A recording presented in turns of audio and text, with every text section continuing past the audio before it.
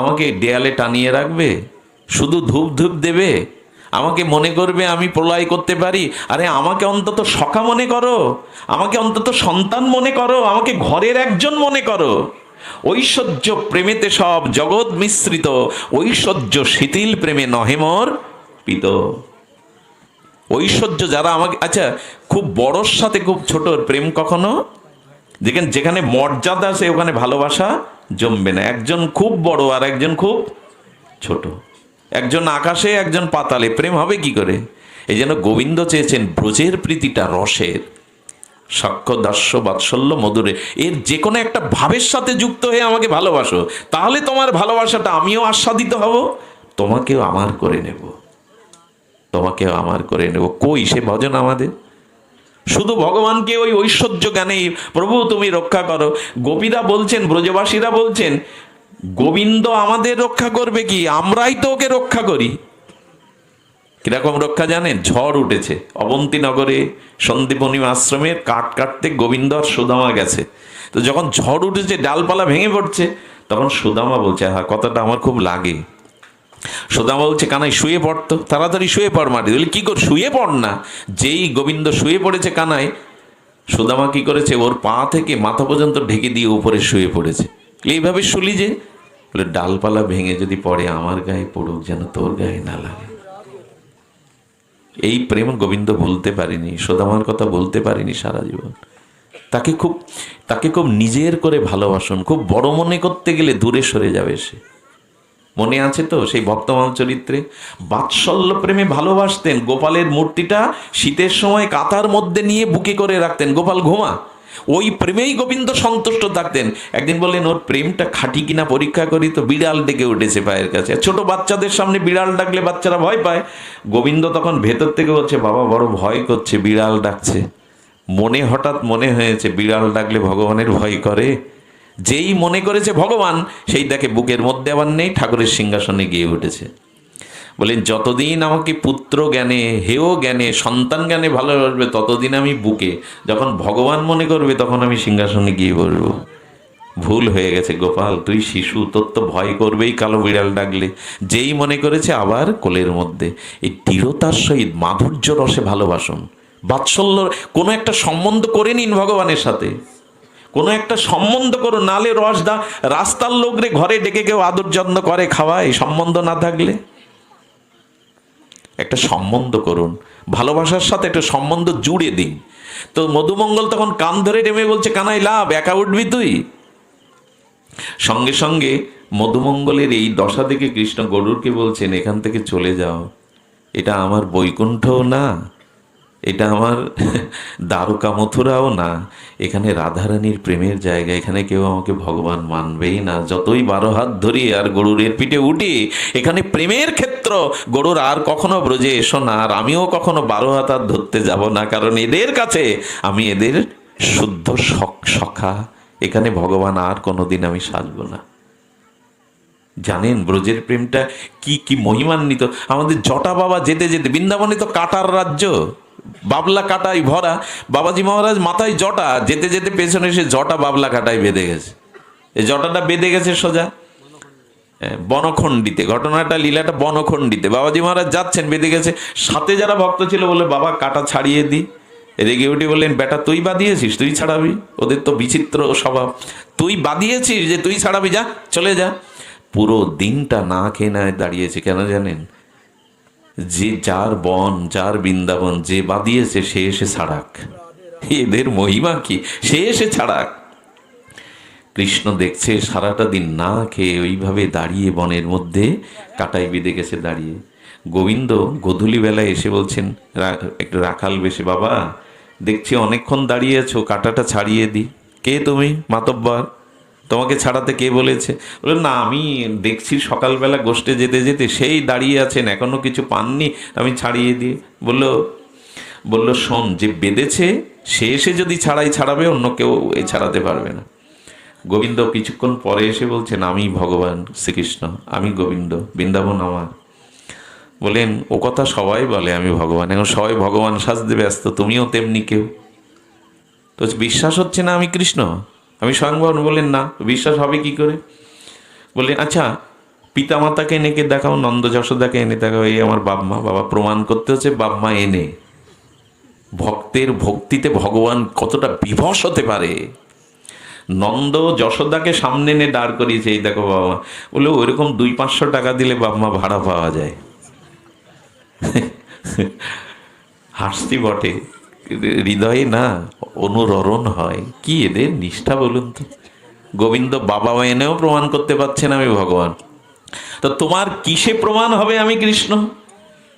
বাপমা হলে হবে না, আমি হলে হবে না, তুমি বলো কিসে প্রমাণ হবে? বলে প্রমাণ একটাই, তুমি আমার মাধব যদি রাধারানীকে বামে নিয়ে আসতে পারো তখনই বিশ্বাস করবো তুমি আমার প্রাণনাথ, তুমি আমার ব্রজনাথ। এদের অন্য কিছুতে মন যায় না, রাধারানী না থাকলে অন্য কিছুতে মন যায় না। শেষে গিয়ে বলছে রায়, তোমাদের এদের এত নিষ্ঠা কেন বলতে পারো? বাপমাও প্রমাণ হয় না, আমি গেলেও কাজ হয় না, ওরা শুধু তোমাকে চায়। আহা কি রাধা নিষ্ঠ এরা। রাধারানী এসেছেন, বামে দাঁড়িয়েছেন, ভগবানের কাছে হাত জোর করে বললেন, প্রিয়, হে মনোরম, হে সুন্দর, হে ব্রজনাথ, এবার আর কোনো প্রশ্ন নেই, কারণ প্রেমময়ী যদি তোমার বামে থাকে, তুমি যে প্রাণনাথ আর কোনো সন্দেহ আর নেই। রাধারানী বললেন, সব জেনেও এতটা কষ্ট দিলে কেন? তুমি জানতে না? ও কৃষ্ণ বলে, জানতাম, করুণাময়ী প্রেমময়ী জানতাম, ও বাবা মা নন্দ যশোদা বলে সব জানতাম, এত কিছু করলাম শুধু তোমাকে বামে দেখবো বলে। রাধারানী শুধু তোমাকে দেখবো বলে, এদের নিষ্ঠাটা ওইখানে, শুধু তোমাকে দেখবো বলে।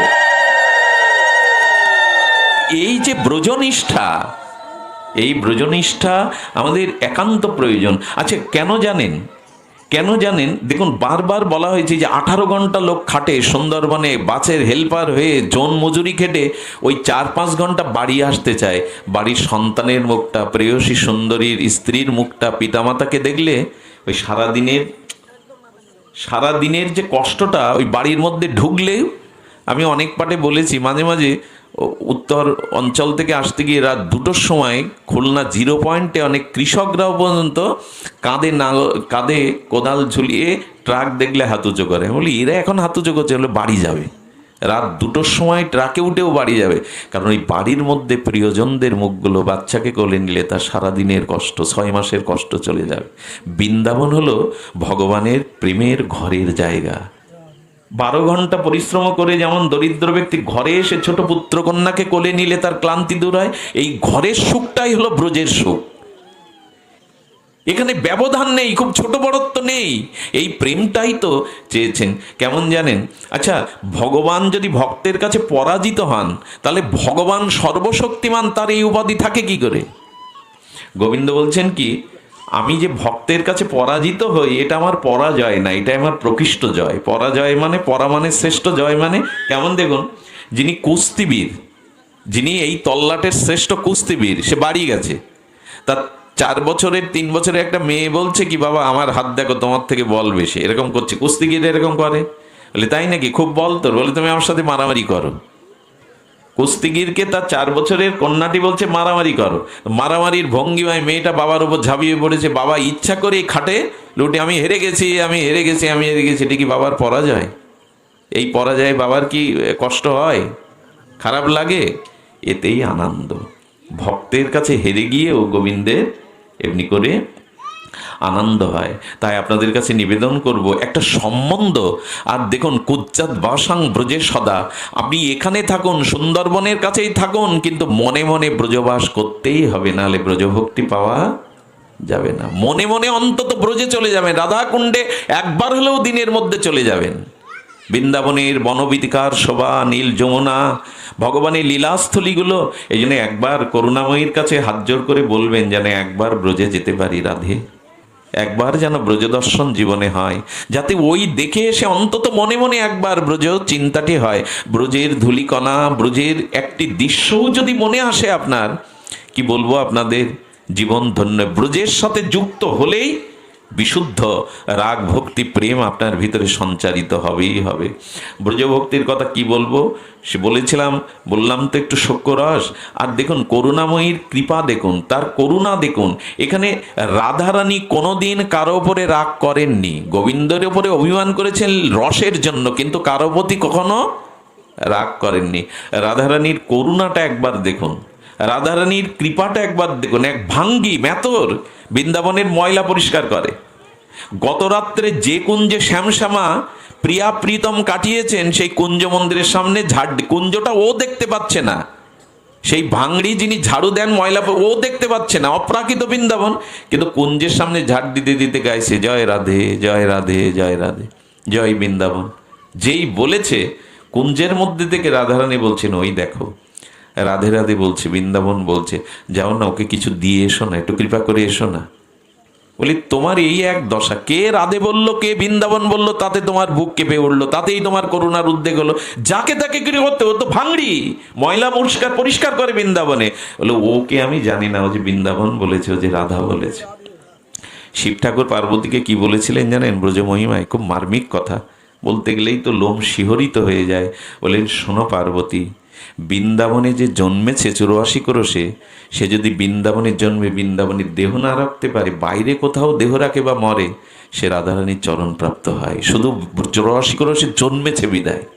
আর যে বাইরে জন্মেছে 84 ক্রোশের বাইরে, সে যদি কোনো ভাগ্যক্রমে বৃন্দাবনের দেহ একবার ছাড়তে পারে, রাধারানী তাকেই চরণে নিয়ে যায়, নিয়েই যাবে। আচ্ছা, যে বৃন্দাবনে জন্মেছে বাইরে মরেছে, আর যে বাইরে জন্মেছে বৃন্দাবনে মরেছে, এর বাইরেও শোনো, মৃত্যুর সময় জন্মায়নি, ওখানে মরেও নি, পৃথিবীর যে কোনো প্রান্তে মৃত্যুর সময় যদি হা বৃন্দাবন বলে কেউ মারা যায়, তবু রাধারানী তাকে চরণে নিয়ে নেবে।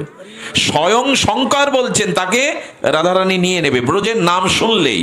আর কি করবে? আহা, বললেন ব্রজে জন্মায়নি ব্রজে মরেনি, বাইরে জন্মেছে ব্রজেও মরেনি, মৃত্যুর সময় হা বৃন্দাবন বলে মরেছে। কিন্তু যার কোনো সৌভাগ্য নাই জন্মানো, মরা বা বৃন্দাবন মৃত্যুর সময় নাম স্মরণ করা, কোনো ব্রজবাসী সিদ্ধ বৈষ্ণব, কোনো ব্রজবাসী বা ব্রজে আশ্রয়কারী কোনো শুদ্ধ গোবিন্দের রাধারানীর ভক্ত মৃত্যুর সময় যদি চিতার দিকে, তোমার অন্ত্যেষ্টিক্রিয়ায় যাওয়ার সময় তোমার দিকে একবার দৃষ্টি দেয়, তবু তুমি রাধারানীর কৃপা পেয়ে যাবে। এ হলো ব্রজ মহিমা। বৃন্দাবন নবদ্বীপ ছেড়ে আমাদের মন যেন আর কোথাও না যায়, এই দুটো জায়গায় আটকে থাকুন, সংকীর্তনে আর রাধারানীর অপ্রাকৃত ব্রজ লীলাতে। এটাই মহাপ্রভু দিতে এসেছিলেন। আমরা যতই যুক্তি তর্ক অমুক তমুক করি, এর বাইরে মহাপ্রভু যেতে আমাদের নিষেধ করেছেন। বললো আমরা কি বৈকুণ্ঠে যাব? বলে একদমই না। গোলকে যাব? বলে একদমই না। আমাদের ব্রজ আশ্রিত বা ব্রজ নিষ্ঠ যারা, তারা যাবে ধামে, যেখানে প্রকট লীলা করছেন গোবিন্দ, সেখানে যাবে। এই যে বাবাজিরা দেহ রক্ষা করলে কি লেখা হয়? ধাম প্রাপ্তি। বৈকুণ্ঠ গতি বলা হয়নি। কত বড় কথা বলুন তো, বৈকুণ্ঠে তারা একবারও যাবে না, ধাম প্রাপ্তি। প্রভু তুমি যেখানে লীলা করছো সেই ধামেই যেন দেহটা যায়। বৃন্দাবনের মহিমা। সেই ভাঙড়িকে বলছে রাধারানী, তোমাকে একবার বৃন্দাবন বললে, রাধা বললে তোমার হৃদয় উদলে ওঠে। আচ্ছা আমি যাচ্ছি, দেখি, তুমি বলছো, তুমি বললে তো কিছু ফেলতে পারবো না। গোবিন্দ এসে দর্শন দিয়ে বলছে কি চাই? প্রভু তুমি? আরে প্রাণনাথ, ব্রজে ঝাড়ু দিলেও কি তোমার দেখা পাওয়া যায় তাহলে? হ্যাঁ রে, আমি তো ভাঙড়ি, নিচু জাতি। গোবিন্দ বলছেন যার নাম নিয়েছ আমি আসিনি, সেই পাঠিয়েছি তোমার কাছে। রাধা নামের কি মহিমা! এই জন্য ঠাকুরমশাই খুব আক্ষেপ করে লিখেছেন জয় জয় রাধা নাম। দুবার জয় কেন জানেন? জয় জয় কেন জানেন? বলে জয় শব্দ হলো উৎকর্ষ, উৎকর্ষের উৎকর্ষ, শ্রেয়র থেকে শ্রেয় রাধা নাম। একবার রাধা বললে 100 কোটি কৃষ্ণ বলার থেকে করুণা হয়ে যায়। 3 সহস্র বিষ্ণু নাম, ভগবানের সব নামেরই মহিমা, অচিন্তনীয় মহিমা, কিন্তু 3 সহস্র বিষ্ণু নামের সমান এক রাম নাম মহান। আর 3 বার 3 সহস্র বিষ্ণু নামের সমান এক কৃষ্ণ নাম। আর কোটি কোটি কৃষ্ণ নামের থেকে এক রাধা নাম আরো মহান, আরো মহান। এই জন্য ব্রজবাসীদের রাধা শব্দ ছাড়া অন্য শব্দ আসবে না।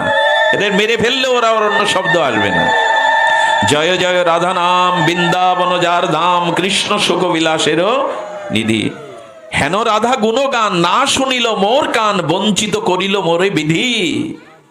যার কানে রাধা শব্দ গেল না, রাধা নাম গেল না, বলছেন বঞ্চিত করলো, বিধি তাকে ঠকালো, বঞ্চিত হলো সে। জয় জয় রাধা নাম, বৃন্দাবন যার ধাম, কৃষ্ণ সুখ বিলাসেরও নিধি। কৃষ্ণ সুখ পায় রাধা নাম শুনলে। বলে আমি আসিনি, রাধা পাঠিয়েছে, করুণাময়ী পাঠিয়েছেন, বলো কি চাই? ভাঙড়ি বুদ্ধি করে বললেন কি তোমার গায়ের জামাটা দাও, তাহলে এসো যখন প্রসাদী জামাটা। বলে নন্দ বাবা তো গতকালই গড়িয়েছেন, আমার জন্মদিন গেছে, জামা দিলে আমি বাবার কাছে কি বলবো? এটা হবে না। বলে তাহলে তোমার দিতে হবে না, যে দিতে জানে তাকে পাঠাও। বাবা, যে দিতে জানে তাকে পাঠাও। রাধাকে গিয়ে বলছেন, দেখো তুমি এদের মাথায় তুলে রেখেছ, আমি গেছি আমার জামা চেয়ে বসেছে, আমার নতুন জামা দেবো ওকে? হ্যাঁ, বলেন একটু দিলেও ক্ষতি হতো, তুমি রাজনন্দন, তোমার কত জামা কাপড়, এইটুকু দয়া হলো না তোমার? বলে কৃষ্ণ দিতে পারতেন না? তিনিও জগতে জানাতে চাইছেন আমার থেকে কোটি গুণ রাধারানীর হৃদয় বড় প্রেমে ভরা, করুণায় ভরা, এটা উনি জানাতে চাচ্ছেন জগৎকে। বলে তুমি দিতে হয় দাও।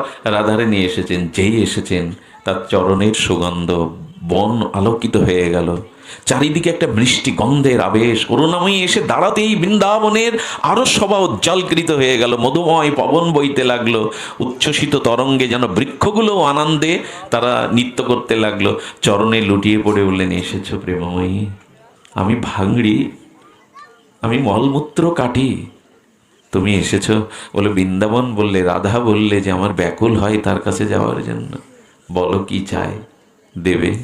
দেবে প্রেমময়ী, দেবে? তোমার চরণ সান্নিধ্য ব্রহ্মা ভগবান শঙ্করও যেতে পারে না, আর তুমি করুণা করে, হ্যাঁ প্রেমময়ী তুমি এসেছো, আচ্ছা তোমার ওই যে ঘোমটা পরা প্রসাদী ওড়নাটা দেবে আমায়। কি জিনিস চেয়ে বসেছে দেখুন, রাধারানী ঘোমটা ফেলেন না, সহসা বাইরে ফেলেন না। রাধারানী এক বাক্যে প্রসাদী, রাধারানীর প্রসাদী ঘোমটা পাওয়া যোগী ঋষির পক্ষে সম্ভব, ব্রহ্মার পক্ষেও সম্ভব, এত করুণা তার। সঙ্গে সঙ্গে ওড়নাটা খুলে যেই ও হাতে নিয়েছে, স্পর্শ পাওয়ার সাথে সাথে প্রেমে মূর্ছিত হয়ে পড়ে গেছে। একটু ছোঁয়া যদি কেউ পেয়েছে রাধা, জানেন কি বলবো আপনাদের, রাধারানীর যে ধোপা, রাধারানীর কাপড়গুলো কাচতে নিয়ে যেত, গোবিন্দ চেয়ে চেয়ে দেখতো কোন ধোপা বর্ষণায় ঢোকে, রাধারানীর কাপড়গুলো কোন ধোপা নিয়ে যায়, ওই ধোপাকে ডেকে বলে, দেখো আমার কাপড়গুলো এর সাথে মিশিয়ে নিয়ে যাও তো। আহারে, কি করে ব্যাখ্যা করি বলুন তো? আমার কাপড়গুলো রাধারানী যে কাচতে দিয়েছে ওই পাত্রের মধ্যে মিশিয়ে নিয়ে যাও। কেন? তোমাদের রাজপরিবারে তোমাদের কাপড় কাছে যে অন্য ধোপা, বলো ওই ধোপা ঠিক ভালো করে কাচতে পারে না গো, তোমার কাছে দেব মনে করেছি। কেন জানেন? রাধারানীর বসনের সাথে যদি গোবিন্দের বসনটা মিশে যায়, ছোঁয়া লাগে, রাধারানীর প্রেম, তার স্পর্শ অনুভূতিটা গোবিন্দ পাবে বলে। কি বলবো আপনাদের, স্বয়ং বিশ্বমোহন গোবিন্দ রাধারানীর জন্য এতটা ব্যাকুল। কোনোদিন সকালে উঠে রাধারানীকে যদি পূর্ব দিকে দেখে গোবিন্দ, সেদিন গোবিন্দের চোখটা, মাথাটা উত্তর দিকে ঘোরে না, পূর্ব দিকেই সারাদিন চেয়ে থাকে। যেদিকে তাকে ডেকেছে ওই দিকেই চেয়ে থাকে। জানেন, যে ঘাট দিয়ে গোবিন্দ স্নান করতে নামে, রাধারানী স্নান করতে নামে, গোবিন্দ কটা পা বিন্যাস করেছে গুনে রাখে, কোথায় ফেলেছে দেখে রাখে। যখন রাধারানী যে পথ দিয়ে নামে, ওই ওই ওই চরণ চিহ্নে চুম্বন করতে করতে ওই পথ দিয়েই নামে। যেখানে ডুব দেয় গোবিন্দ ওখানেই ডুব দেয়। গোবিন্দের চুলগুলো কোঁচড়ানো কেন জানেন? যদি পাশে দাঁড়ান, রাধারানীর কেশটাকে যাতে জড়িয়ে ধরে প্রেম সিঞ্চন আনন্দ পায়, যেন চুলটা কুঁচড়ে গেছে যাতে ধরে। গোবিন্দ বাঁকা কেন? কোনো ঠাকুর তো বাঁকা না। বলে রাধারানীর প্রেম এত ভারী যে গোবিন্দের মাথায় আসলে গোবিন্দও 3 জায়গায়, 20 কেজি যে বইতে পারে তার মাথায় 1 মন দিলে তার বেগবেই তো 3 জায়গায়। গোবিন্দ রাধার প্রেমও বইতে পারছে না, এমন প্রেমময়ীর মহান প্রেম। এই জন্য গোবিন্দ যখন রাধারানীকে না পান, রাধা কুণ্ডে বিহ্বল হয়ে ব্যাকুল হয়ে রাধা চরণ চিহ্নে চুম্বন করেন, উনি চুম্বন করেন। কখনো কখনো তপ্ত রৌদ্রে রাধারানী আসবে বলে গোবিন্দ ধুলাগুলো ভিজিয়ে রাখে যাতে চরণে তাপ না লাগে। যে চরণ গোবিন্দও এতখানি ভালোবাসলো, আমাদের শুধু রুচি হলো না রাধারানীতে। হরিকথার অন্তিম যাত্রা কোথায় জানেন? এই রাধা চরণে নিষ্ঠা, এই রাধা চরণে ভক্তি। করুণাময়ী রাধা, আজ পর্যন্ত রাধার সম্মুখে যারা গেছে, আচ্ছা লক্ষ্মীকে দেখলে কারো আর ঐশ্বর্যের অভাব থাকে কোনোদিন? মা দুর্গাকে দেখলে তারা দুর্গতি থাকার কথা? মূর্খ যদি সরস্বতীকে দর্শন করে তার কি আর মূর্খ থাকার কথা? তেমনি রাধা নাম, রাধারানীর চরণ, রাধারানীকে দর্শন করলে তার আর সাধন লাগে না, প্রেম এমনি হয়ে যায়। এই হলো রাধার প্রেম, এমনি হয়ে যায়। তাই হেন রাধা গুণগান, না শুনিল মোর গান, বঞ্চিত করিল মোরে। আমরা যেন বঞ্চিত না হই। আমরা যেন এই মহাপ্রভুর যুগে রাধা ভাব ব্রজভাব থেকে বিচলিত না হই। যে যাই বলুক, যে যে কথাই শোনাক, ব্রজ থেকে মনটা যেন অন্য কোথাও না যায়। অন্তত মৃত্যুর সময় যদি হা রাধে একবার উচ্চারণ হয়, তিনি চরণে টেনে নেবেন, তিনি আমাকে ফেলবেন না, কারণ তিনি করুণাময়ী, তিনি প্রেমময়ী। তার মতো প্রেম কারো নাই, এই জন্য তো তিনি করুণাময়ী, তিনি প্রেমময়ী। আমি প্রতি বছর এখানে আসি, জানি না কিসের টানে আসতে হয়, যে মানুষটাই অনুষ্ঠানটার জন্য বড় ব্যাকুল, তার চোখের জল, তার আপত্তি ফেলতে পারি না। আপনাদের মাঝে আসার একটা সার্থকতা হলো, আপনাদের ভিতরে ধীরে ধীরে ব্রজভক্তি, প্রেমভক্তির একটা উচ্ছ্বসিত তরঙ্গ আপনাদের চোখে মুখে দেখেছি। এই লোভটাই যাতে আপনাদের সঙ্গে আমারও কিছু ব্রজভক্তির উত্তরোত্তর কিঞ্চিত করুণা হয়।